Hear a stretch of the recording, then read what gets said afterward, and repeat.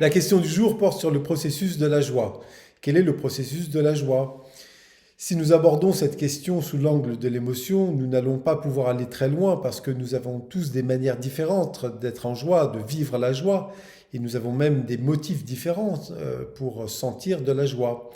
Donc nous allons ici regarder de plus près le mécanisme de la joie, et pour cela nous allons l'observer du point de vue énergétique. Que se passe-t-il quand je ressens de la joie? La joie est une énergie qui est présente dans chacune de mes cellules. Lorsque je traverse un événement qui est conforme à ce que j'en attends, conforme à mes aspirations, eh bien cette énergie va avoir tendance à sortir des cellules et à remonter en surface, et c'est là que je ressens de la joie. Nous le sentons bien lorsque dans les événements joyeux, une énergie se déploie de l'intérieur vers l'extérieur. Au contraire, lorsque les événements vont à l'encontre de ce que j'en attends ou de ce que je souhaite, cette énergie va refouler à l'intérieur et à ce moment-là, je ressens cette tristesse qui est un peu accablante et qui se caractérise par un repli sur soi-même. Prenons l'exemple d'un match de football. Je supporte une équipe et cette équipe gagne le match. Si elle gagne le match, je vais ressentir une certaine satisfaction, une certaine joie. Si elle perd le match, en revanche, je vais sentir une certaine tristesse.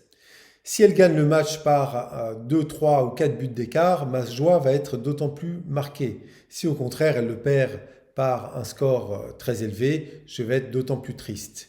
Nous voyons donc que la joie ne dépend pas simplement de l'événement lui-même, mais du rapport que j'établis avec. La question qui se pose maintenant est: est-ce que je suis dépendant des événements pour vivre la joie ou la tristesse? Eh bien, en quelque sorte, oui, ce qui nous oblige à coller à une certaine réalité et à tenir compte des événements extérieurs, sinon nous serions complètement neutres et indépendants face au monde. Cela peut laisser à penser que nous sommes dépendants des événements extérieurs et que notre joie va dépendre donc de ces éléments-là. Mais comme je le disais, il s'agit d'un rapport entre un événement et une intériorité. Et nous pouvons tout à fait changer notre intériorité pour vivre davantage de joie face aux événements. Alors, dans le cadre de la nouvelle psychologie, nous allons un petit peu plus loin et nous observons le processus de la manière suivante. De quoi ai-je besoin pour ressentir la joie? J'ai besoin d'une projection de mon esprit, un désir, une aspiration, une volonté. Et j'ai besoin que cette volonté, cette aspiration se manifeste dans une matière. C'est ce que j'appelle l'événement.